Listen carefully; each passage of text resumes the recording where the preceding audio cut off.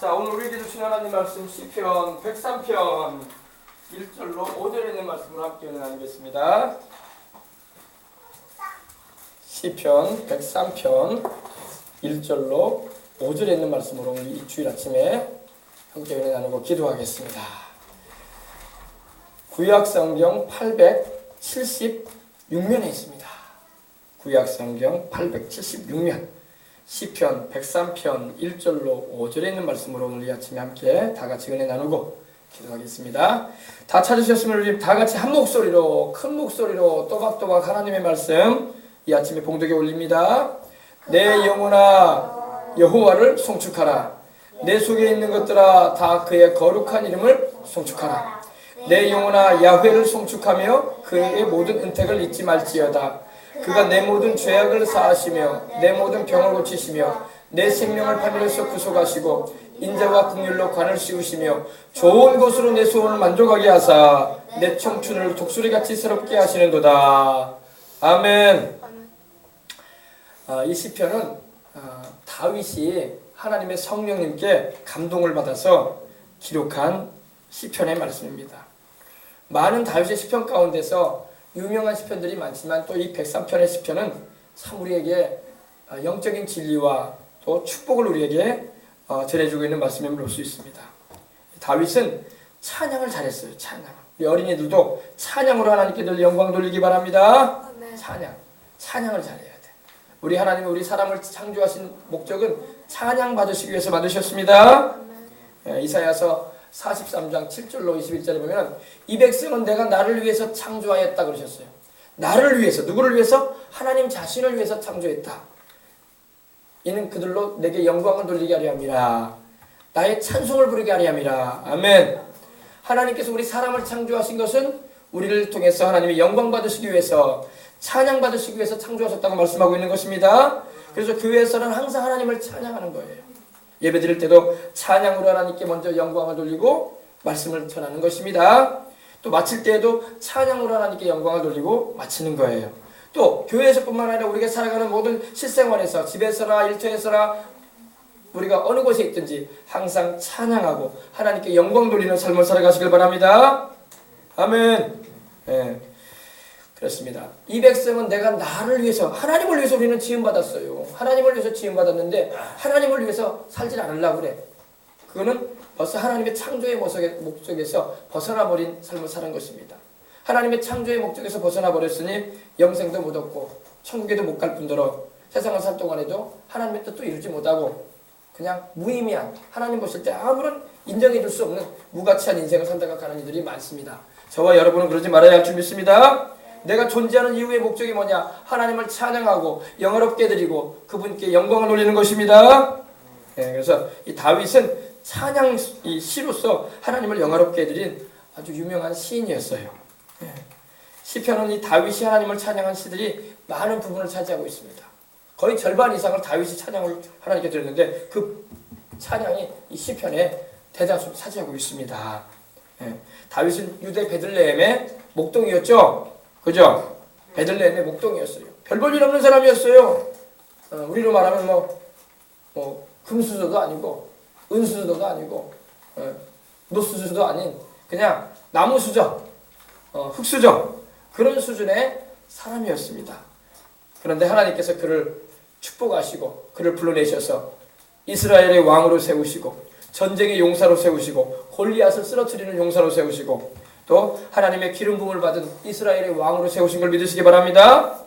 그리고 그를 하나님께서는 우리 주님이신 우리 주 예수 그리스도, 우리 구주이신 예수 그리스도의 육신의 조상이 되는 큰 은혜를 입는 인물로 하나님이 세우신 거예요.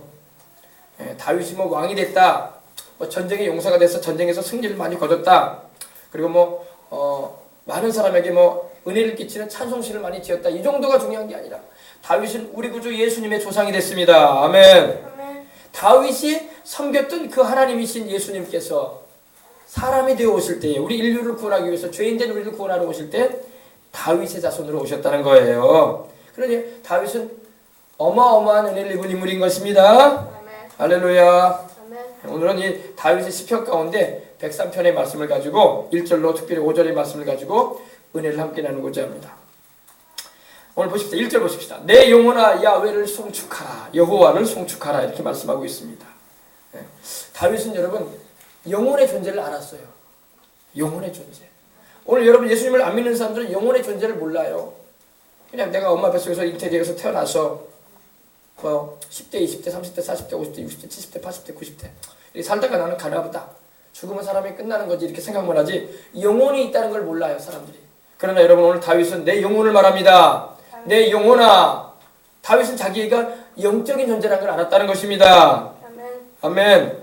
오늘 여러분 영적인 존재를 알아야지, 내가 영적인 존재임을 알아야지 아 내가 영생을 얻어야 되는구나. 아 내가 내 죄를 용서받고 내가 천국에 반드시 들어가야 되겠구나. 그리고 내가 영혼이 유익함과 혜택을 얻는 방향이 어떤 인생을 살아가는 것이구나. 어떤 방향으로 내가 인생을 살아가야 되는 것이구나. 이걸 깨닫게 되는 거예요. 자기가 영적인 존재인 걸 모르면요 육신적인 삶만 살아요. 먹고 마시고 즐기고 돌아다니고 이거밖에 없어. 먹고 마시고 자고 싸고 이게 인생의 모습이란 말입니다. 다람쥐 쳇바퀴 돌듯이 그렇게 인생 살다 가는 거야. 10대는 열심히 공부해가지고 좋은 직장 가지려고 하니까 공부하고 좋은 대학 가려고 열심히 공부하고, 20대는 이제 직장 생활하고 돈을 벌죠. 군대 갔다 와서. 그리고 30대에는 이제 아기 낳고 가정을 이루어서 살고, 40대는 조금 더 부를 축적해가지고 한 명예적인 자리, 뭐 시의원이라도 한번 해보고, 그 다음에 50대가 되면 이제 명예적인 직을 하나 더 차지해보고, 60대가 되면 이제 건강 생각하다가 70대 되면 이제 죽을 준비하고, 80대 되면 이제 가고, 90대 되면 이제 세상 떠나는 거야. 그게 인생의 모습이에요. 그게 인생 코스의 모습입니다. 다 그렇게 살아요. 그러나 여러분 그건 영적인 걸 모르는 사람의 삶이야. 영적인 거, 내가 영적인 존재라는 걸 알고 있다면은 여러분 똑같이 그렇게 살아가는 것 같이 보인다 할지라도 천국을 생각하게 되고 내 영혼이 복된 길이 무엇임을 깨닫게 되는 것입니다. 이것이 바로 영적인 삶이에요. 그러나 예수님을 안 믿는 사람은 그 영적인 걸 모르기 때문에 세상에 보이는 물질적인 현세적인 것이 제일인 줄 알고 그것만 목을 메고 쫓아다니다가 인생 마칩니다. 그러나 여러분과 저는 그러지 마십시다. 우리 어릴 때부터 우리 신앙생활하는 우리 어린이들도 마찬가지야. 아, 나는 영적인 존재지. 영적인 존재라는 걸 알고 하나님의 말씀을 알고 또 내 영혼의 유익과 혜택이 있는 방향으로 인생을 살려고 예수님을 잘 믿고 의지하시기 바랍니다. 그래서 다윗은 자신이 육체 이상의 존재임을 인식을 한 거예요 벌써. 그래서 내 영혼아 이렇게 말하고, 내 영혼아 해보세요. 내 영혼아, 내 영혼아, 내 영혼아. 이 내 영혼아라는 말이 신약성경에도 한 번 더 나오죠. 누가복음 여러분 보면 이런 말씀이 나옵니다. 내 영혼아 이제 평안하게 살고 누리자. 이제 모든 인생에 필요한 것을 준비해놨으니 편안하게 살자 그러고 있어요. 하나님 없이 자기 영혼한테 그런 말을 하는 사람이 있었어요. 부자였죠. 주님께서 그 사람에게 말씀을 하셨어요. 그 사람이 많은 재물을 얻고 창고를 돌리고 땅을 크게 하고 건물을 짓고 그래가지고 자기의 부유함을 자랑하면서 이제는 편안하게 살자 이랬어요. 하나님 그 밤에 말씀하셨어요. 어리석은 인생아, 오늘 밤에 내가 네 영혼 취할 것이다. 너의 쌓아놓은 것이 누구 것이 되겠느냐 그러셨어요. 그래서 그날 밤에 하나님 그 영혼 취해 가셨어. 그냥 그 쌓아놓은 거 하나도 못 누리게 하시고 예수님을 믿고 하나님을 의지하고 하나님의 영광된 목적으로 위해서 살 때에 하나님께서 누리는 축복도 주시는 걸 믿으시기 바랍니다. 그러니까 어떤 사람은 여러분 예수님을 안 믿는 사람들은요 평생에 뭘 쌓아놔. 재산을 쌓아놓고 통장 계좌를 늘려놓고 건물을 쌓아놓고 땅을 넓히고 해가지고 해놨어. 근데 누리지를 못해. 누리지 못하고 그냥 가는 사람이 수두룩해요. 여러분 왜 그런지 알아요? 하나님의 어리석은 인생으로 말씀하는 겁니다. 너의 모아놓은 것이 다 누구 것이 되겠느냐. 오늘 밤에 내가 네 영혼 취할 것이다. 잘 기억하시고 하나님을 두려워하고 하나님을 사랑하고 의지함으로 살아가시길 바랍니다. 여기서 영혼은 히브리어로 네페슈라는 말이 쓰였는데 바로 살아있는 것. 사람 속에 내면에 내 안에 있는 내 속에 있는 어떤 존재를 말하는 거예요. 우리 육신은 여러분 이 겉사람이고 우리 육신 속에 영이 있단 말입니다. 바로 그것이 내 영혼이에요. 육신도 중요하고 귀합니다. 그러나 영혼이 더 중요합니다. 아멘. 겉사람도 중요해요. 잘 먹고 잘 입고 또 건강하게 살아야죠. 겉사람도. 그러나 내 겉사람 속에 있는 내 영혼이 더 중요하다는 걸 알고 여러분의 영혼에 복된 길로 행하시길 바랍니다. 그게 바로 우리 주 예수님을 믿고 영생을 얻고 주의 성령을 모시고 저 천국을 소망 삼아 살아가는 것임을 믿으시기 바랍니다. 내 영혼아, 사람은 짐승과 달리 이렇게 영적인 존재이기 때문에 육체 안에 거하여 살고 있는 내적인 존재인 영혼이 있어요. 그래서 다윗은 내 영혼아 이렇게 말한 거예요. 내 영혼아 여호와 야훼를 송축하라. 아멘. 여러분 세상의 학문과 사상은요 이 진화론을 우리에게 말합니다. 그리고 공산주의를 말합니다. 그리고 무신론을 우리에게 내세웁니다. 이 세 가지를 가지고 우리는 육신밖에 없는 인생이다라는 것을 자꾸 주입시켜요. 진화론에서 여러분 영혼에 대해서 말해요, 안 해요? 진화론은 절대 영혼에 대해서 언급하지 않습니다. 왜? 사람이 동물에서 진화됐다고 하는데 무슨 영혼이 있어? 그죠?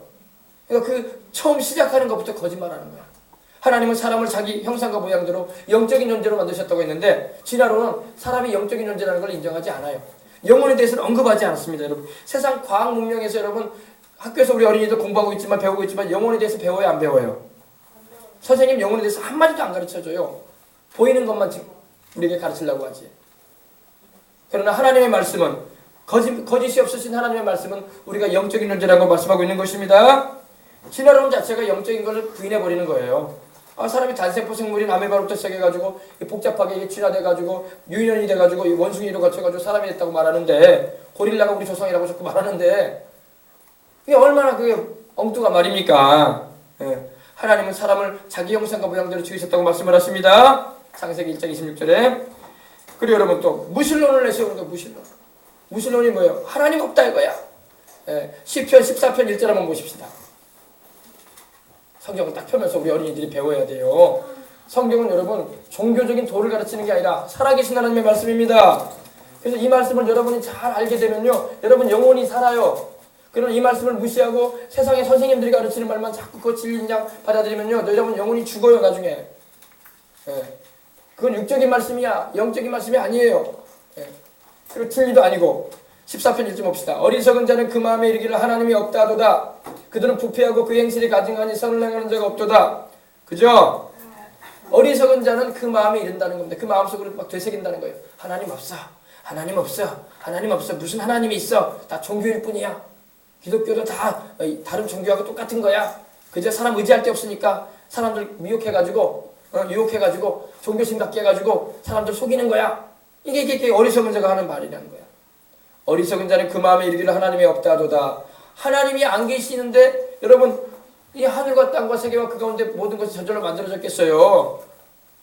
집도 여러분 집 건물이나 아파트도 누군가 지은 사람이 있잖아요. 그죠? 히브리서 3장 4절에 집마다 지은 이가 있으니 만물을 지으신 자는 하나님이시니라. 아멘. 하나님이 만물을 지었다고 말씀하시는데 그걸 부인해버리는 거야. 예, 이게 바로 어리석은 거예요. 그래서 무신론이라는 거, 그 무신론에서 출발한 게 공산주의예요.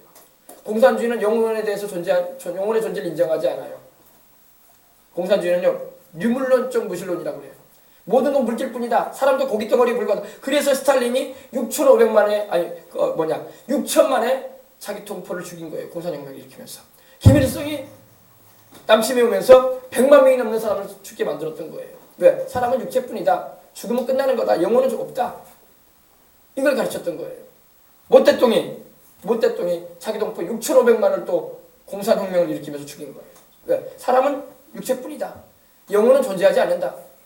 하나님을 믿지 않은 거예요. 하나님이 살아계신 걸 인정치 않은 거예요. 그래서 출발한 게 공산주의인 겁니다, 여러분. 지금 북한도 마찬가지예요. 북한도 영혼의 존재를 믿지 않는다고 하면서 김일성, 김정일 우상을 세워가지고 얼마나 많은 사람을 속이고 죄짓게 만들고 있습니까? 이상한 거야. 여러분, 이런 거에 속지 마시고 우리는 살아계신 하나님을 섬기고 사람의 생사복을 주관하고 역사의 흥망성쇠를 다스리시는 하나님 앞에 우리는 경배해야 할 줄 믿습니다. 아멘.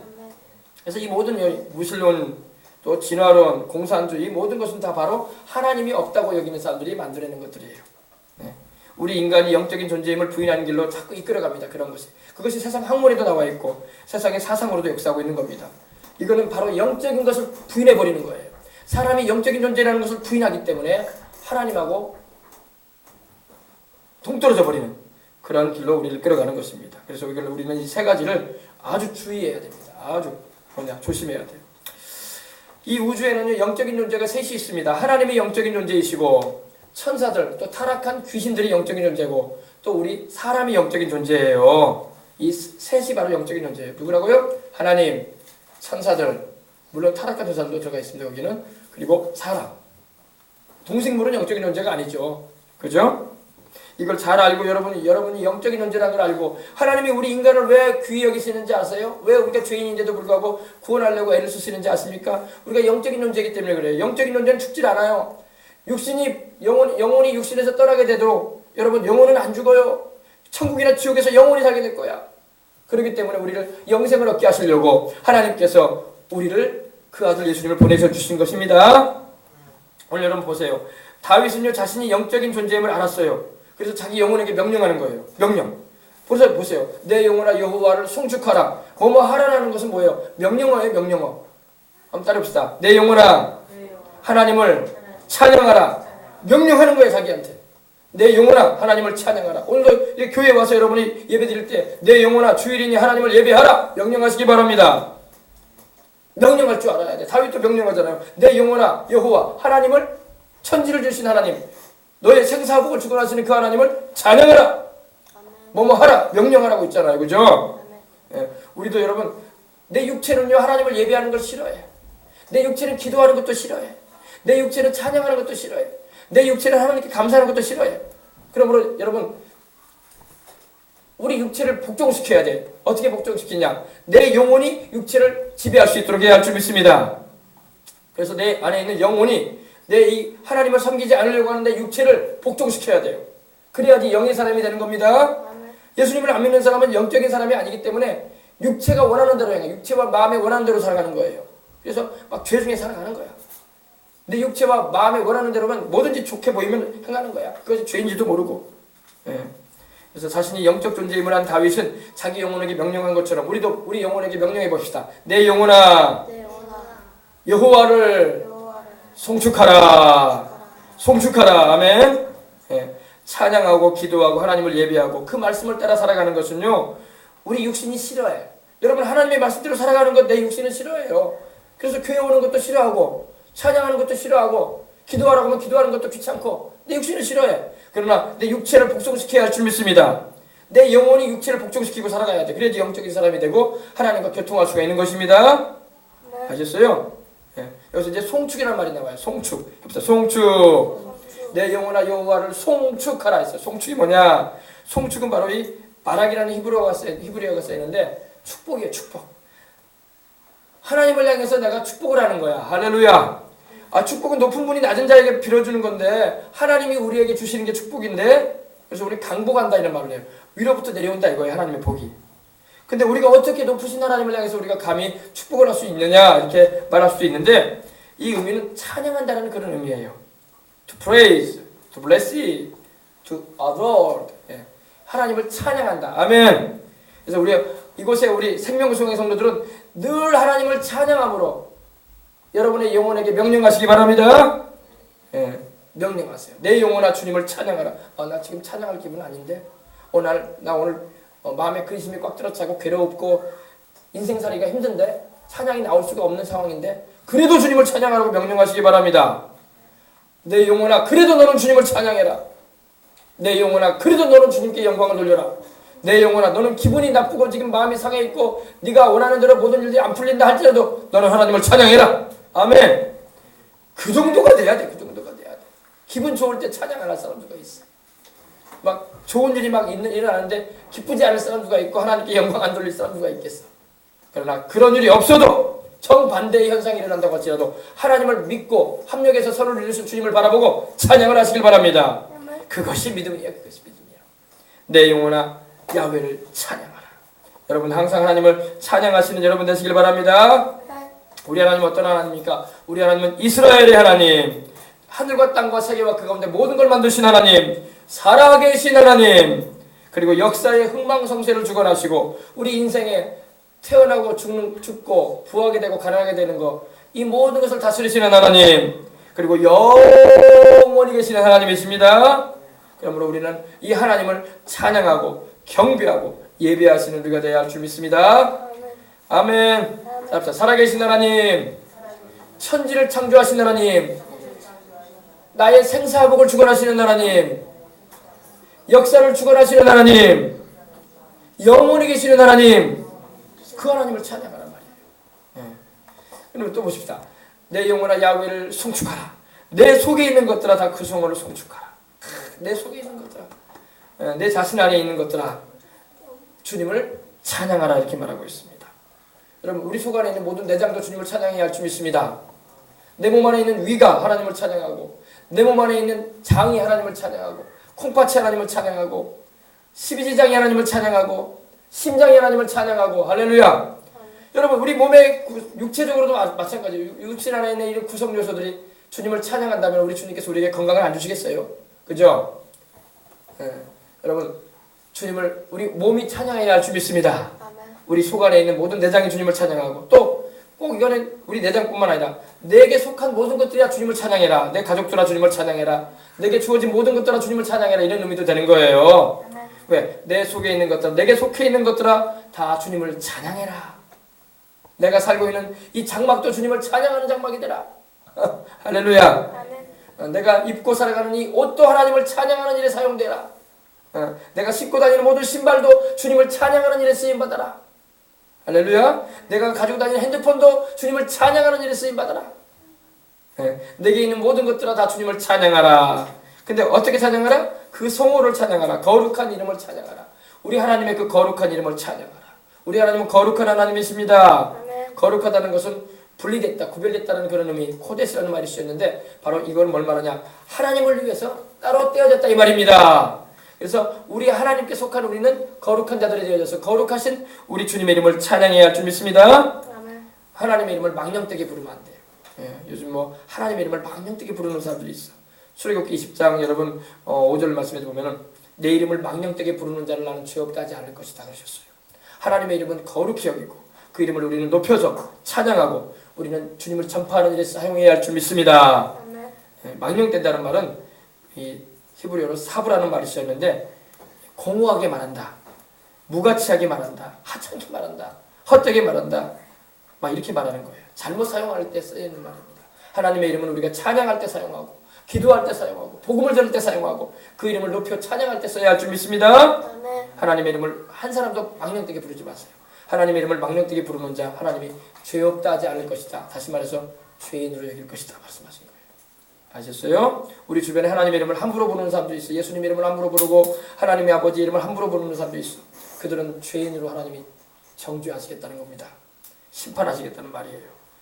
당장에 심판 안 받는다고 사람들이 하나님 앞에서 막 그런 일을 할 수가 있을 겁니다. 그러나 하나님은 오래 참으사 회개할 기회를 충분히 주십니다.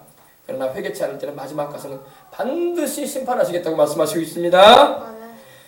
자, 그 다음에 보십시다. 내 영혼아 2절입니다. 내 영혼아 야훼를 송축하며 그의 모든 은택을 잊지 말아라. 이게 중요한 거예요, 여러분. 여러분, 우리 하나님을 항상 송축하시길 바랍니다. 찬양하시기 바랍니다. 그러면서 하나님의 모든 은택, 하나님이 내게 베풀어 주신 은혜를 잊지 말아라 이 말이에요. 하나님이 내게 이 상을 주시고 득이 되게 해주시고 이익을 주셨던 것들, 그런 것을 잊지 말아라. 잊지 말아라. 망각하지 말아라. 무시하지 말아라. 또 모른 체 하지 말아라 이 말이에요. 하나님이 내게 베푸신 은혜가 우리는 살아오면서 경험했던 모든 은혜를 우리는 늘 감사해야 할 줄 믿습니다. 다윗이 그런 인물이었어요. 다윗은요 베들레헴의 무명의 목동이었습니다. 그 집안에서도 막내 아들로 태어나서 정말 보잘것이 없었어요. 목동으로 살다가 그냥 죽을 베들레헴의 무명의 목동에 불과했었습니다. 근데 하나님이 다윗을 찾아내셨어요. 그리고 이스라엘의 왕으로 사무엘을 보내서 기름을 부어 세우시고 그 약한 다윗을 강하게 해주시고 가난한 다윗을 부유하게 해주시고 원수들로부터의 숱한 죽음의 위협 중에서도 하나님이 다윗을 다 그때마다 건져내어 주시고 살려내시고 다윗을 축복하셔서 그에게 하나님 주신 은혜가 컸기 때문에 다윗은 하나님의 은혜를 잊지 않겠다고 말하고 있는 겁니다. 은혜를 여러분 잊지 마시길 바랍니다. 항상 은혜를 감사해야 돼. 내 영혼아 하나님이 너에게 베풀어 주신 그 은혜를 잊지 말아라. 잊지 말아라. 아멘. 그렇습니다. 잊지 마십시다. 은택이라는 게 뭡니까? 은택이라는 것은 하나님이 내게 주신 모든 좋은 것들이에요. 유익한 것들, 내게 복된 것들, 상으로 하나님 주신 것들을 말합니다. 그래서 이 베네피츠라는 말이 쓰였는데 바로 내게 이익이 되고 득이 되고 복이 되는 것들을 말합니다. 그래서 여러분 우리는 항상 감사하십시다. 하나님이 나 같은 죄인을 불러내어 주셔서 나는 지옥가에 마땅한 죄인인데 내 죄 때문에 나는 지옥의 형벌을 받아야 마땅한데 나 같은 죄인을 구원하시려고 하나님이 그 아들 예수님 보내주시고 십자가에서 희생되게 하셔서 내 죄 때문에 고난당하신 예수님으로 말미암아 내가 영생을 얻게 되었다는 것을 감사하시길 바랍니다. 감사해. 하나님은 감사하는 자의 기도를 들으십니다. 그래서 아무것도 염려하지 말고 모든 일에 기도와 간구로 너희 구하셔서 감사함으로 하려고 한 거예요. 감사함으로 기도하십시다. 원망 불평하면서 기도하면 하나님의 그 기도를 들으시겠어요? 하나님은 안 들으신다. 하나님은 감사하는 자의 기도를 들으시는 거예요. 하나님께서 베풀어 주신 은혜를 잊지 말고 감사합니다. 하나님. 나는 이렇게 머리털보다도 많은 죄가 있고 내가 살아오면서 돌아보니까 걸음마다 자국마다 다 죄밖에 없습니다. 잘한 건 없고 맨날 죄만 지었습니다. 하나님, 그런 나 같은 죄인을 주님께서 구원하시려고 십자가에서 우리 예수님 고난당해 주셨음을 감사합니다. 하나님 아버지, 그 아들 예수님 보내주셔서 나를 대신하여 내 죄의 형벌을 대신 받게 해주시고 감사합니다. 아멘. 그리고 이 사실을 깨닫게 하시고 믿어서 구원받게 하시는 성령님 감사합니다 하시길 바랍니다. 우리는 이런 하나님의 사랑을 늘 감사해야 돼요. 다윗은 여러분 자기의 목동 시절을 기억했어. 나는 아무것도 아니었고 보잘것이 없었고 정말 무소자 같은 인생이었는데 하나님께서 이스라엘의 왕으로 세우시고 부와 영화를 주시고 권세와 능력을 주시고 전쟁에 나갈 때마다 이기게 하시고 하나님이 함께 하심으로 인해서 할렐루야, 다윗은 하나님께 너무나 감사했어. 나는 아무것도 아닌데, I am nothing. 나는 아무것도 아닌데 주님께서 나와 함께 하심으로 이러한 축복을 내게 베풀어 주셨군요. 이런 은혜를 내게 내리셨군요 하면서 감사한 걸 믿으시기 바랍니다. 감사하는 자에게 하나님은 더 주시는 거예요. 불평하는 자에게는 하나님이 있는 것도 가져가십니다. 빼앗아 가셔야 하나님이. 너는 그것도 누릴 만한 자격이 안 된다. 천사도 보내셔야 하나님. 거둬가라 그래. 그리고 재산도 가져가고 건강도 가져가고 또 재물도 가져가는 거야 하나님이. 거둬가면 어떡해. 하나님의 주인인데 원래. 그러니까 감사하는 자에게는 하나님 더 줘. 작은 걸 가지고도 감사하면 하나님이 천사 보내시는 거예요. 천사 보내셔가지고 더 주도록 해라. 더 줘라. 재물도 더 주고 건강도 더 주고 은혜도 더 가져가 줘라. 할렐루야. 아셨어요? 하나님은 불평하고 원망하는 자에게는 하나님 뺏어갔어요. 너는 그것도 누릴 만한 자격이 안 된다. 그것도 너는 여기는 합당치 않구나. 거둬와라. 그래. 그러나 감사하는 자에게는 더 주시는 거야. 더 받아라. 더 가져라. 왜? 그런 걸 통해서 하나님께 더 감사할 수 있게 되기 때문입니다. 우리도 항상 감사함으로 하나님께 나아가고 찬송함으로 하나님의 궁정에 들어가서 교회 올 때마다 여러분 감사함으로 와야 돼. 감사함으로 하나님 감사합니다. 내가 무엇인데 나 같은 죄인을 구원하시려고 주님이 십자가에서 피 흘려주신 그 사랑 감사합니다. 그리고 나 같은 죄인에게 주님께서 성령 주시고 하나님 저 천국의 소망으로 충만하게 하시고 또 하나님 기도할 때 응답해 주시고 건강의 축복도 주시니 감사합니다. 성령의 충만도 주시니 감사합니다. 감사하시기 바랍니다. 그래서 우리 하나님께서 베푸시는 은택을 우리는 잊지 말아야 돼요. 아멘. 잊지 말아요. 우리에게 하나님이 자녀 주신 것도 감사해야 돼. 아이고 뭐 어떻게 저런 애기가 태어나가지고 내 인생을 이렇게 힘드냐 이러면 안 돼. 감사해야 돼. 하나님 이렇게 아들도 주시고 딸도 주시고 할렐루야. 또 아들 주시고 또 딸 주시고 할렐루야. 감사합니다. 감사합니다. 그래야 돼. 그래야지 하나님을 향해서 원망 불평해봐요. 자식 가지고. 그러면 하나님 그 자식 데려갈 수도 있어. 그 자식 생명 취해버려라. 감사할 줄도 모르는 거지. 그럴 수도 있어요. 아멘. 인간의 생사를 누가 주관하는데 하나님이 주장하시는데 감사 안 하고 여러분 불평해보세요. 그러면 하나님이 그 자식 데려가 버린다고. 너는 그 사람 아들로 있지 말아라. 딸로 있지 말아라. 감사할 줄도 모른다. 아시겠어요? 배우자를 놓고도 감사해야 돼요. 하나님 내 남편으로 인해서 감사합니다. 아내로 인해서 감사합니다. 그래야 돼요. 근데 이렇게 왼수 같은 남편을 만나가지고 왼수 같은 여자를 만나가지고 내 인생이 이렇게 괴롭다고 그러면 정말 이혼을 하게 하든지 아니면 서로 갈라지게 만들든지 아니면 데려갈 수도 있어 하나님이. 아시겠어요? 그러므로 감사해야 돼. 아멘. 그래도 내 남편이 좋다. 그래도 내 아내가 좋다. 내 자식들 감사하다. 이러시길 바랍니다.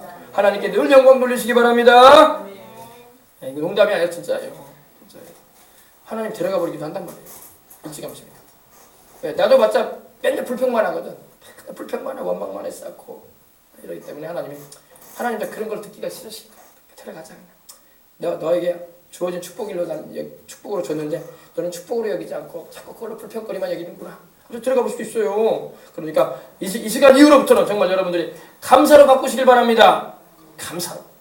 자식들로 인해서 하나님께 감사하고 또 남편으로 인해서 감사하고 아내로 인해서 감사하고 좀 못난 점이 보이고 좀 미흡한 점이 보여도 할렐루야. 그래도 다 주님 안에서 또 감사한 거야. 아멘. 자, 그 다음에 다윗은 뭘 감사했나 보십시다. 3절입니다. 그가 내 모든 죄악을 사하시며 내 모든 병을 고치시며. 우리 하나님께서 주시는 축복 가운데 이 죄사함의 은총을 노래하는 것입니다. 할렐루야. 내 모든 죄악을 사하신다 이렇게 말씀하고 있습니다. 사람은요 태어나서 죽을 때까지 죄만 짓고 살아. 그죠? 그래서 이 인생들에게 있어서 가장 큰 골칫거리가 뭐냐? 죄야, 죄. 죄. 죄와 질병의 문제예요. 그리고 뒤에 나오는 이제 죽음의 문제. 죄, 질병, 죽음이 바로 우리 인생의 문제예요. 인생의 문제. 먹고 사는 게 문제가 아니에요, 여러분. 다 먹고 살아. 남과 비교해가지고 좀 덜 먹고 덜 푼다고 그런 걸로 불평하는데 그런 거 필요할 거 없어요. 죄 문제예요, 죄 문제. 죄 문제, 질병의 문제, 그리고 죽음의 문제가 인생에게 다가온 문제인데 하나님은 우리의 모든 죄를 사해 주실 수 있는 분입니다. 얼마나 감사해. 우리 죄를 하나님께서 용서치 않으리라 하신다면 우리 얼마나 절망적이겠어요. 그러나 우리가 회개하고 주 예수님 나를 위해서 죽으시고 부활하신 하나님의 아들 내 죄를 용서해 주기 위해서 피 흘려 주셨으니 내가 믿습니다. 아멘. 그리고 하나님께 나아가서 죄를 생각나는 대로 자백하고 또 모르고 있는 알지 못하고 있는 죄까지 있어도 내가 모르고 지은 죄까지도 용서해달라고 기도한다면 주님이 용서해 주시는 걸 믿으시기 바랍니다. 우리 마음을 주님 보신다. 그래서 여러분 아담과 하와 이후 인류 역사 이래로 이 죄의 문제와 질병의 문제 그리고 죽음의 문제는요 인류를 괴롭혀 왔어요. 인생들을. 그래서 이 세 가지가 인생들에게 가장 큰 정신적인, 영적인, 육체적인 골칫거리고 가장 큰 문제였습니다. 좀 더 잘 먹고 좀 더 누리고 좀 더 잘 사는 거 이런 게 문제가 아니야. 이런 건 여러분 큰 문제가 아니에요. 여러분 중요한 건 죄 문제야. 죄 문제. 죄 때문에 사망이 오고 죄 때문에 여러분 인생에 고통이 다가오고 고난이 다가오는 거예요. 알았어요? 인류 최초의 범죄가 뭐예요? 바로 창조주 하나님께서 먹지 말라고 하신 선악을 알게 하는 나무의 열매를 따서 먹음으로 죄가 시작이 됐어요. 그 후로 인류는 죄 가운데 아담과 하와의 자손들은 우리도 아담과 하와의 자손이거든요. 우리는 죄 가운데 태어나 죄 중에 살다가 죄 중에 죽어가는 인류가 되고 한 거예요. 지금까지 우리 조상 세대가 다 그렇게 살아왔고 지금도 우리가 그렇게 살고 있고 앞으로 우리 아이들도 마찬가지로 그렇게 살아가요. 죄 중에 태어나서 죄 중에 살다가 죄 중에 죽는 거야. 이게 인생의 비극이란 말입니다. 근데 여러분 이 죄 문제를 누가 해결해 주냐? 예수님이 해결해 주신단 말이야. 할렐루야. 이런 우리 인생들 죄와 사망에 죄값인 사망에 처해질 수밖에 없는 우리를 노연하게 하시고자 긍휼이 많으신 사랑이 많으신 하나님이 그 아들 예수님을 약속대로 아브라함과 다윗의 자손으로 세상에 보내신 것입니다. 여러분 이 아브라함과 다윗의 자손이라고 마태복음 1장 1절에 말씀하고 있는데 이게 중요한 거예요. 여러분 세상의 구주는요 아브라함의 자손으로 오셔야 돼. 세상의 구주 우리를 구원하시는 구원주는요 다윗의 혈통으로 오셔야 돼. 왜? 하나님은 구약에 그렇게 말씀하셨기 때문에. 이걸 잘 이해하시길 바랍니다. 아브라함과 다윗의 자손으로 오셨다는 게 너무나 중요한 거야. 예수님이 만약에 아브라함의 자손으로 안 오고 단군의 자손으로 왔더라. 세종대왕의 후손으로 왔더라. 그럼 메시아가 될 수가 없어요. 왜? 하나님은 그렇게 말씀하지 않았기 때문에. 하나님은 아브라함의 자손으로 내가 메시아를 보낼 것이다. 나는 다윗의 혈통을 통해서 그 자손으로 세상의 구주를 보낼 거라고 말씀하셨는데 만약에 우리 한국 사람으로 예수님께서 구주로 오셨다 해가지고 단군의 혈통으로 왔다. 그리고 김혜김 씨의 혈통으로 왔다. 전주희 씨의 혈통으로 왔다. 밀양박 씨의 혈통으로 왔다. 이렇게 하면서 구주가 왔다면 그건 좀 재밌는 표현으로 사꾸라란 말이야. 사꾸라. 거짓말이 하는 거예요. 하나님께서 보내시는 메시아는 아브라함의 자손으로 오십니다. 하나님이 보내시는 메시아는 다윗의 혈통으로 오셔요. 그래서 예수님이 바로 메시아인 거야. 아멘. 지금 여러분 얼마나 많은 사이비 이단들이 많은지 몰라. 교주들이. 얼마 전에도 세상을 떠났지만 문화무개 씨도 자기가 메시아라고 했었고 또 저 누굽니까 또 아나무개 씨도 자기가 메시아라고 했었고 이하무개 씨도 자기가 메시아라고 했었는데 다 그거 사꾸라란 말이야. 사꾸라. 왜 사꾸라예요? 메시아의 족보에 맞지 않아. 메시아는 아브라함의 자손으로 와야 돼. 할렐루야. 메시아는 다윗의 혈통으로 오신단 말입니다. 그래서 예수님이 바로 메시아예요. 아멘. 그래서 여러분 속지 말란 말이에요. 속지 말란 말이에요. 그래서 하나님은 구약에 이미 약속하신 대로 하나님은 아브라함의 자손을 통해서 메시아를 보내시고 그리고 그 유다 지파를 통해서 야곱의 넷째 아들이었던 유다 지파를 통해서 그리고 유다의 혈통을 통해서 다윗의 자손으로 메시아가 오신 것입니다. 근데 그 예수님께서 우리 죄인들을 대신하여 십자가에 달려 죽게 하심으로 우리의 죄와 사망의 문제를 해결해 주셨고 사망의 장자로 말해지는 질병이 있습니다. 여러분 욥기 한번 봅시다. 욥기 18장 13절 시편 앞에 욥기가 있죠. 사람이 죽으려면 어떻게 돼야 돼요? 병이 와야 되잖아요. 병이 오면 사람이 죽잖아요. 물론 사고로도 죽고 갑작스럽게 그냥 죽기도 하는데 거의 대부분 병으로 죽거든요. 우리나라 사람의 대부분이 다 병으로 죽어가요. 그죠? 역사 이대로 그랬었고 18장 보십시다. 13절. 하나님 말씀을 알아야지 우리가 예수님을 통해서 우리가 생명과 영생에 대한 말씀을 들어야지. 자, 질병이 18장 13절 큰 소리로 우리 함께 봉독에 올리겠습니다. 질병이 그의 피부를 삼키리니 곧 사망의 장자가 그의 지체를 먹을 것이며. 이 사망의 장자, 사망의 큰아들이 있어. 죽음의 큰아들이 있어. 사람을 죽게 만드는 큰아들이 있습니다. 큰아들이 누구냐? 질병이에요, 질병. 사람을 하나님께서 말씀하기를 사망의 장자라고 말씀을 하십니다. 사람을 죽음에 이르게 하는 장자, 큰아들이 있는데 그 큰아들이 바로 질병이란 말입니다. 질병이 그 살을 먹는다고 했어요. 여러분 그러잖아요. 암세포가 우리 몸을 막 먹어 들어가면 우리가 죽잖아요. 우리가 몸에 어느 부위가 썩어 들어간다고 하십시다. 그럼 그 썩어 들어가는 부위가 몸을 잡아먹는 거야. 몸에 피부를 잡아먹고 근육을 잡아먹고 그 우리의 뭐 혈관을 잡아먹고 뼈를 잡아먹는 거예요. 그래서 죽음에 이르는 거 아닙니까? 성경 말씀 그대로예요. 질병이 그의 피부를 삼킨다는 겁니다. 삼킨다는 말이 뭡니까? 바로 그 말이에요. 먹어치운다 이거예요. 집어삼킨다 이거예요. 잡아먹어버린다 이겁니다. 예. 아칼이라는 말이 히브리어로 쓰였는데 말 그대로 죽인다는 거예요. 잡아먹는다는 겁니다, 여러분. 질병이 그의 피부를 삼키니 그 살을 삼켜 간다는 겁니다. 이것이 바로 사망의 장자라고 말하고 있는 거예요. 여러분, 질병의 문제가 다가왔어요. 질병의 문제. 근데 여러분 오늘 말씀합니다. 하나님은 우리의 모든 죄악을 사하시고 우리의 모든 병을 고치신다. 아멘. 예. 끔찍한 일 아닙니까? 병균이 우리를 잡아먹잖아요. 우리 몸에 들어와가지고 그 악성 세포들이 일어나가지고 우리 몸에 건강한 세포들을 잡아먹잖아요. 여러분 의학들도 그렇게 말하잖아요. 악한 세포가 악성 종양 세포가 몸에 건강한 세포를 잡아먹는다고 하잖아요. 성경 말씀 그대로예요. 여러분 의사들이 말하는 게 아니라 하나님이 말씀하고 있는 거예요. 지금 그걸 하나님이. 예. 벌써 욥은 벌써 아브라함 시대 사람이거든요. 지금부터 4,000년 전에 벌써 말하고 있는 거예요. 의사들이 말하기 전에 벌써 하나님 말씀이 이걸 언급하고 있는 거예요. 이 악성세포, 이 질병이 우리 몸의 건강을 잡아먹는다는 겁니다. 그러니까 우리를 죽음에 이르게 한다는 겁니다. 근데 여러분 감사한 것은 우리 예수님께서 우리의 모든 질병을 담당해 주셨다는 것입니다. 그래서 주님이 채찍 맞으신 공로로 우리가 나음을 받을 수 있는 길이 열렸다는 겁니다. 이것이 바로 우리의 모든 질병을 고치시는 하나님의 능력이에요. 아멘. 아멘. 질병이 그의 피부를 삼키리니 곧 사망의 장자, 질병을 말합니다. 사망의 장자는 죽음에 이르게 하는 큰 일을 낳는 아들이라 이거예요. 그것이 바로 질병이고 그 다음에 뭘까요? 그 다음에 뭐 사고도 될 수 있고 그 다음에 자연재해도 될 수 있고 그러겠죠? 예. 사망의 장자는 질병이에요. 그래서 모든 사람들이 거의 대부분이 질병으로 세상을 떠나는 겁니다. 이게 죽음의 장자예요. 죽음의 큰아들. 예. 사망의 장자가 그 지체를 먹을 것이다. 그 몸뚱이를 먹어버린다는 겁니다. 죽음에 이르게 해서. 잡아먹는다는 거. 심장을 먹고 우리의 위장을 먹고 폐장을 먹는다는 겁니다. 여러분 누가 이런 죽음의 이 질병에서 우리를 건져주겠어요? 예수님밖에 없단 말이에요. 네, 베드로전서 2장 24절에 그가 채찍에 맞음으로 너희는 나음을 입었다. 아멘. 너희는 치료를 받는다 이 말이에요. 여러분 오늘도 예수님을 믿고 그 십자가의 대속의 은총을 의지하고 나를 위해서 죽으시고 부활하신 하나님의 아들 날 대신하여 죄 없이 채찍에 맞으신 예수님의 그 사랑을 안다면은 그리고 믿고 의지한다면 여러분 어떤 질병에 걸렸든지 고침받을 수 있다는 것입니다. 이것이 복음이에요. 이것이 복음이에요. 믿으시면 아멘 합시다.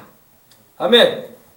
그래서 그가 내 모든 죄악을 사하시며 죄를 용서해 주시고 그가 내 모든 병을 고치시며 이 고치셨다 사하셨다 이렇게 표현되어 있잖아요. 과거 시제가 아니에요. 진행형이야. 진행형. ing. 진행형. 지금도 주님은 주를 믿는 자를 죄를 용서해 주시고 지금도 병든 자를 고쳐주겠다는 겁니다. 아멘. 이 고치시며 사시며 계속 진행되는 거예요. 지금까지. 언제까지? 주님 오시는 그날까지 우리가 믿는 사람들에게 하나님은 그런 은혜를 베풀어 주겠다는 겁니다. 그가 내 모든 죄악을 사셨다 이런 말이 아니에요. 사시고 지금도 사고 계시고 용서해주고 계시고 지금도 병든 자 고쳐주겠다는 겁니다. 그래서 여러분 여전히 지금도 살아계셔서 말씀하시는 하나님의 음성을 여러분이 귀담아 듣고 말씀을 붙잡고 기도하시길 바랍니다. 어떤 죄를 지었든 간에 회개하며 주님께 매달리시기 바랍니다. 어떤 질병 걸렸든 간에 주님의 치료의 은혜를 구하고 죄의 길에서 떠나서 하나님 뜻대로 살기를 결단하시고 주님을 찾으시기 바랍니다. 그러면 오늘날에도 주님은 그 흘리신 보혈의 능력으로 그 채찍 맞으신 공로로 말미암아 우리의 죄를 사하고 우리의 병을 고쳐버리겠다는 겁니다. 그래서 주님을 위해서 살게 하시겠다는 겁니다. 아멘. 아멘. 이거 굉장히 중요한 말씀이니까 여러분 이거 잊지 마세요. 예수를 믿는 이유가 뭡니까 여러분? 그저 여러분 도덕적인 교훈이나 받으려고 여러 가지 윤리적인 교훈 받기 위해서 교회입니까? 그게 아니에요. 살아계신 하나님을 만나고 그 하나님과의 관계를 반드시 하고 그리고 그 은혜를 입어서 내가 내 인생을 살아가는 가운데 영혼도 잘 되고 범사도 잘 되고 강건한 은혜 입고 사명 감당하는 삶 살다가 천국 가는 것입니다. 이걸 알아야 돼요. 예. 그 다음에 4절 보십시다. 내 생명을 파멸해서 속량하시고 인자와 긍휼로 관을 씌우신다. 파멸이 뭡니까? 파멸이 죽음이에요. 죽음. 죄 문제, 우리가 질병의 문제를 함께 살펴봤어요. 이제 세 번째는 죽음의 문제입니다. 파멸은 말 그대로 죽음이에요. 죽음. 히브리어로 이 샤카라는 말이 쓰였는데 지옥을 말해. 지옥. 여러분, 사람의 육신이 영혼에서 분리돼서 떠나게 되면요, 영혼이 육신을 벗어버리고 떠나면요, 그 영혼이 예수님을 믿지 않고 죄를 용서받지 못한 영혼은 지옥으로 넣어진단 말입니다. 근데 예수님을 믿게 되면 여러분, 파멸, 그 지옥에서 우리를 구해 주신다는 겁니다. 죽음의 구덩이, 영원한 불못에서 우리를 건져내실 분은 예수님밖에 없단 말입니다. 너의 생명을 파멸해서 속량해 주신다. 구속해 주신다. 구해내 주신다. 이런 말이에요. 이 가알이라는 말이 쓰였는데 말 그대로 구해낸다 이 말이에요. 구해낸다. 리딤, 구해낸다. 누가 우리를 구해내줘요? 우리 예수님밖에 없습니다. 하나님이 그 아들 예수님 보내셔가지고 우리를 지옥의 그 불구덩이에서 그 운명지어진 그곳에 가지 않도록 우리를 구해내시겠다는 겁니다. 내 생명을 파멸해서 속량하시고, 생명이 가장 귀하지 않습니까? 사람이 천하를 다 가져도 자기 목숨 하나 잃으면 무엇이 유익해? 여러분, 시장이 되면 뭐하고, 도지사가 되면 뭐하고, 장관이 되면 뭐하고, 대통령이 되면 뭐 할 거야? 유엔 사무총장이 되면 뭐 할 거야? 자기 영혼 하나 못 건지면 소용없는 거예요. 세상에 명예로운 자리가 내 영혼을 책임져줘요? 그러지 않죠? 그런 높은 자리에 올라가는 사람은 더 큰 하나님의 심판을 준비해야 돼요. 회개치 않으면. 높은 자리에 올라가는 걸 좋아하지 말아야 돼. 너희는 선생 되기를 좋아하지 말라고 했어요. 그래서 주님이. 너희는 더 큰 심판을 받게 될 것이다. 지도자의 위치에 올라가는 것은 더 큰 심판을 준비하는 거예요. 그러니까 그런 거 너무 좋아하지 말고, 우리 어린이들도 나는 커서 큰 인물이 되려고 하는 그런 꿈도 있어야 돼. 그러나 하나님 말씀대로 살리라. 아멘. 그런 각오를 새롭게 하고 나가는 거야. 아시겠어요? 주님은요, 우리 생명을 파멸해서 육신적인 죽음뿐만 아니라 영적인 멸망에서 우리를 구해내시는 겁니다. 근데 이거 여기서 이 구해낸다는 말이 히브리어로 여기서 일때 가알이라는 말이 있었는데, 이 고엘이라는 그런 아주 의미 깊은 말과 연관이 되어 있어요. 잘 들어보세요. 하나님께서 토지법을 만드셔서 땅법을 만들어 놓으셨어요. 이스라엘 백성들에게 하나님이 토지법을 만들어 놓으셨는데, 어떤 토지법이냐면 집안마다 하나님이 다 땅을 나눠주셨어요. 이씨 집안, 박씨 집안, 김씨 집안, 정씨 집안, 심씨 집안, 아무튼 이렇게 최씨 집안 이렇게 다 이렇게 땅을 나눠주셨는데, 이 땅이 그 집안에 계속 자손들에게 내려갈 수 있게끔 그렇게 하나님 법을 제정해 놓으신 게 뭐냐면은, 보십시다. 김씨 집안이 어려워져가지고 땅을 팔 수밖에 없었어. 하나님이 우리에게 구역을 설정해 주신 땅인데, 영원히 사또만이 자손들과 함께 그것을 밭을 해먹고 곡식을 해먹고 하면서 살라고 하신, 집도 짓고 하면서 살려고 한 땅인데, 그 땅을 누군가에게 넘기게 됐어. 왜? 형편이 어려워져가지고. 예를 들어 얘기하십시다.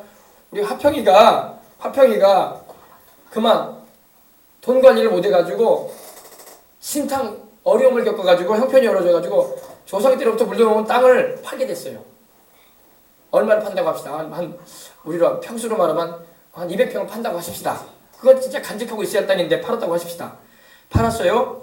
근데 그 땅을 팔기 위해서는 이제 그 재산에 가가지고 그 평수와 단가를 정하죠. 그래가지고 도장을 받습니다. 그리고 그걸 매입하는 사람에게 넘길 때에도 그 똑같은 기준을 정해가지고 도장을 받습니다. 그래서 땅을 넘기지 않습니까? 그러면 이제 화평이는 이제 더 이상 땅을 가지고 있지 않아요. 근데 그 땅은 다른 사람에게 넘어갔는데 그 땅을 되찾을 수 있는 방법이 있어요. 어떻게 되찾느냐? 승은이가 가서 그 땅을 사줄 수가 있어요. 다른 사람은 조건이 안 돼요. 왜냐하면 돈이 아무리 많이 가지고 있어도요, 승은이가 아니면 못 찾습니다. 왜냐하면 하나님이 친족한테는 찾게 해준다고 말씀하셨어요.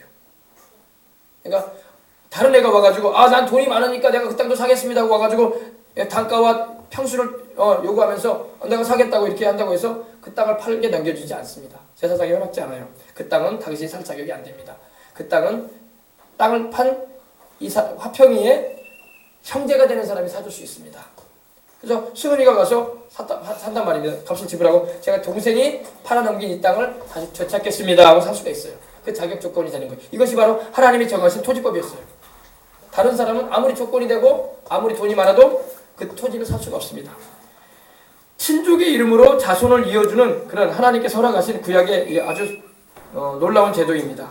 다시 말해서 형이나 동생이 사정이 있어가지고 이런 토지를 친족이 값을 대신 지불해가지고 사주는 걸 말합니다. 근데 우리가 바로 그랬어요. 우리 죄인들이 하나님께 죄를 범하고 우리 영혼을 빼앗기고 우리가 하나님께서 주신 이 지구를 원수마귀에게 빼앗겨 버렸단 말입니다. 우리가 사는 이 땅을, 원래 이 땅은 우리 조상 아담과 하와에게 하나님이 주셔서 누리라고 주신 땅인데 그만 우리가 마귀에게 뺏긴 거예요. 근데 하나님께서 우리를 이걸 되찾게 하기 위해서 어떤 일을 하셨냐면은 하나님께서 그 아들 예수님을 사람이 되어 보내셨어요. 아멘. 이것이 바로 구속이라는 의미예요. 굉장히 중요한 의미인데 여러분 이걸 다 새겨드리시기 바랍니다. 예. 하나님은 사람이 아니기 때문에 우리의 구주가 될 수가 없어요. 사람을 구속하기 위해서는 사람이 와서 대신 죽임을 당해야 되고 사람이 그 사람을 죄인을 대신해서 죽어줘야 됩니다. 근데 하나님은 사람이 아니기 때문에 우리의 구세주로 올 수가 없어요. 두 번째, 천사도 사람이 아니에요, 사람이에요? 천사도 사람이 아니기 때문에 우리의 구세주가 될 수가 없어요. 짐승들은 말할 것도 없죠. 짐승들은 영적 존재도 아니고 사람도 아니죠. 그렇기 때문에 우리의 구주가 될 수도 없고 또 세상에 태어나는 모든 사람은 아담과 하와의 자손이란 말입니다. 그래서 태어날 때부터 죄를 안고 태어나는 사람들이 때문에 자기 스스로도 구원받지 못할 사람 주제에 누구를 구원하겠어요. 그래서 자기도 구원 못 받고 남도 구원을 못하는 거예요. 근데 하나님의 아들께서 사람이 되어 오셨어요. 아멘. 그분이 바로 예수님이란 말입니다. 그분이 바로 우리의 형제가 되어 오신 거야. 형제가 되어 오셔가지고 우리가 우리 죄 때문에 빼앗긴 생명과 재산을 예수님이 대신 찾아주시는 거야. 그것이 바로 십자가의 구원이에요. 이해가 되셨는지 모르겠네요. 네, 그래서 하나님의 아들이 사람 되어서 완전한 사람이 되어 오셔서 우리 죄값을 십자가에 매달리셔가지고 그 보혈로 다 치르시고 죽음에서 부활하심으로 사망 권세 원수마귀에게서 우리를 노연하게 하시고 우리를 구원받을 수 있는 길을 열어주신 것입니다. 네. 이것이 바로 이 성경이 말씀하고 있는 구속의 원리예요. 네. 어떤 분이 그런 말씀을 하셨다. 어떤 유명한 신학자가 그런 표현을 했어요. 이 개미들이 줄줄이 막 이어서 가요. 이어서 가는데 막 개미들이 뜨거운 줄도 모르고 막 불구덩이로 막 들어가는 거야. 불이 활발 타는 쪽으로 개미들이 몰려가지고. 그러니까 우리가 안타까워가지고 사람이 아이고 이거 어떡하냐 너 다 죽는다. 개미들아 너희들 이리로 들어가면 다 죽어. 그게 다 죽어. 근데도 줄줄이 막 들어가고 있는 거예요. 그러니까 막 이렇게 막 목각이 막 이렇게 흙으로 쌓아놔도 거길 넘어가서 들어가고 또 돌멩이를 갖다가 막아놔도 또 그렇게 옆으로 돌아가지고 또 들어가고 계속 죽어가는 거예요. 어떻게 하면 좋을까요? 그 개미들을 살리기 위해서는. 개미들 살리고 들어가지고 옮기는 또 다시 들어가. 한두 번이지 계속 그렇게 다시 돌아가. 그럼 어떻게 할 거예요? 내가 개미가 되는 거야. 내가 개미가 돼가지고 개미들이 가는 거 앞에 가가지고 스탑! 펜만 올리고 가면 안 돼! 여기는 죽어! 가면 안 돼! 여기는 죽어! 하면서 막아야 돼. 그지? 그러면 사람은 아무리 개미한테 말해도 개미가 사람 말 알아들을까 못 알아들을까? 개미는 절대 사람 말 못 알아들어. 그러나 내가 개미가 돼가지고 내려가서 개미가 말하는 대로 말하면 알아들을까 안 알아들을까? 알아듣지. 여기 가면 뜨거워 죽어! 그러면서 일로 오지 마! 그분이 누구예요? 그분이 예수님이란 말이야.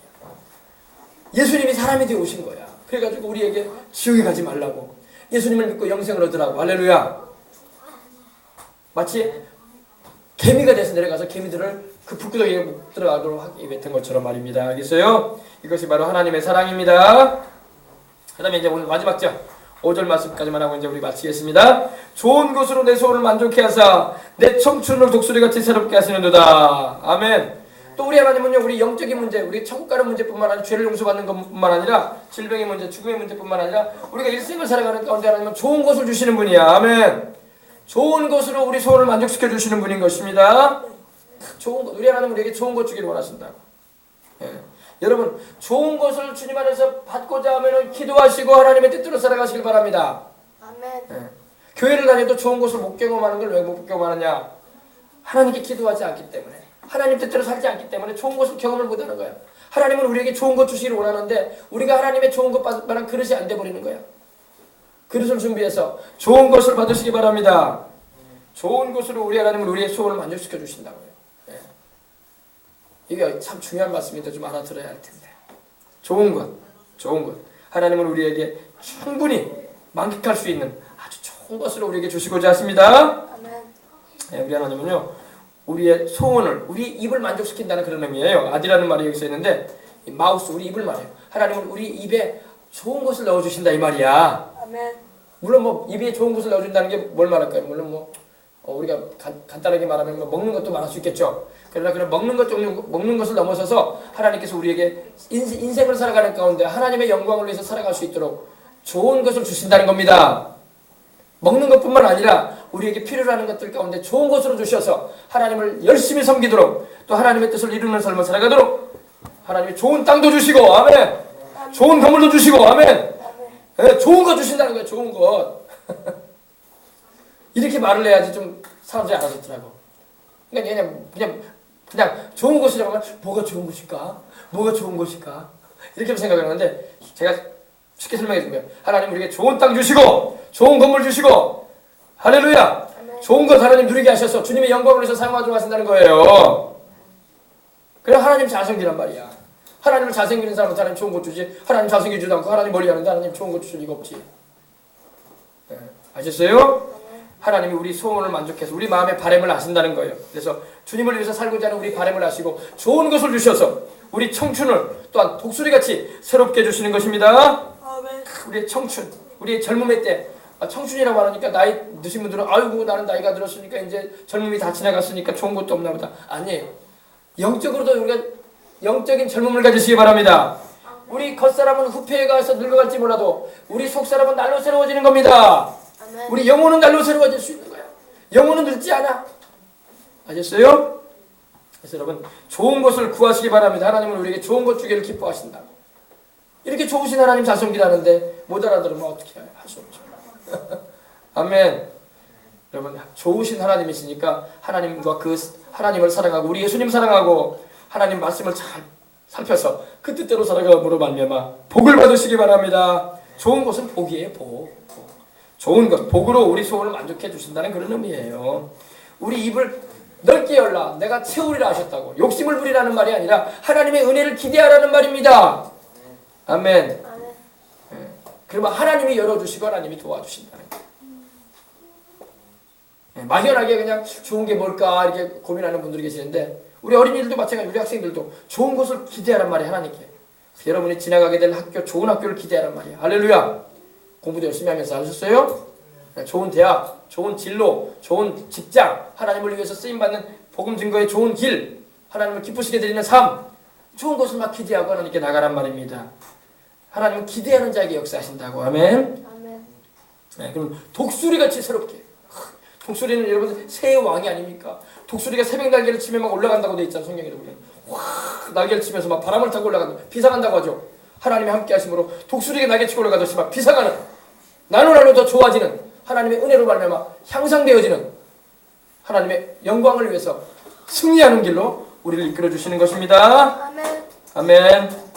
그래서 좋은 곳으로 따라서 하나님은 아멘. 좋은 곳으로 내 소원을 만족시켜 주시는 분이시다. 내 청춘을 독수리같이 새롭게 해주시는 분이다. 예, 이걸 알고 하나님을 뜨겁게 사랑하고 의지하고 나가시란 말입니다. 예, 제가 여러분에게 전하는 이 말씀을 여러분 아이고 그런갑다 이 정도로 여러분 넘어가면 안 돼요. 이 말씀을 딱 마음에 새기고 이 말씀을 부여잡고 기도도 하면서 하나님을 기대하고 주님 기뻐하시는 방향으로 막 인생을 살아가란 말입니다. 예, 그렇게 살아갈 때 하나님의 은혜를 우리가 만끽하는 거예요. 여기서 이 만족한다는 말이 그거예요. satisfies라는 말이 쓰였는데 바로 충분히 만족한다 이 말이에요. 충분히. 조금도 불만족이 없을 정도로 하나님께서 너무너무 좋게 해주셨기 때문에 찬송과 영광으로 하나님께 올려드리는 거예요. 이렇게 좋은 길을 여러분에게 제시해 주니까 여러분 잘 말씀을 붙잡고 기도하셔서 그 축복을 누리시기 바랍니다. 예. 때와 시기는 하나님이 좀 걸리게 할 수가 있어요. 그러나 좋은 것으로 만족해 준다고 하셨으니까 누가 무슨 소리를 내도 나는 하나님 말씀대로 산다. 누가 무슨 소리를 내도 나는 하나님 뜻대로 산다. 누가 무슨 소리를 내도 나는 하나님 기뻐하시는 방향으로 내 인생 살고 하나님께 은총을 입으리라. 이런 결단을 하고 인생을 살아가시는 저 여러분은 다 되시길 바랍니다. 아멘. 아멘. 예. 자, 우리 기도하겠습니다. 하나님 아버지 감사합니다. 참으로 감사합니다. 아버지 하나님이요. 하나님은 참으로 송축함을 받으시기에 합당하신 하나님이십니다. 우리의 모든 죄를 사하시고 우리의 모든 질병을 고치시고 우리 생명을 파멸해서 멸망해서 건져내어 주시고 구원해 주시고 좋은 것으로 또 우리 소원을 만족시켜 주시고 아버지 하나님이여 우리 청춘을 독수리같이 새롭게 하시고 또 그 주님의 그 크신 사랑 인자와 긍휼로 우리에게 둘러주시고 관을 씌워주시는 하나님이십니다. 하나님 아버지 이 하나님을 우리가 잘 믿고 의지하여 하나님이 약속하신 이런 축복들을 놓치지 말고 다 누릴 수 있는 그리고 그 은혜를 증거하고 간증하며 우리 하나님께 늘 영광 돌리는 우리의 일생이 될 수 있도록 도와주옵소서. 우리를 그 은혜를 우리에게 베풀어 주시려고 십자가 되주신 우리 예수님 그리고 그 독생자까지도 아낌없이 내어주셨던 우리 하나님 아버지의 사랑을 우리는 의심할 수가 없는 것입니다. 그리고 성령님의 내주하심을 통해서 우리는 주님의 그 축복을 경험하면서 살아가는 것입니다. 하나님 감사하며 주 예수님의 이름으로 기도합니다. 아멘. 할렐루야. 우리 찬송 한 장 드리십니다. 찬송.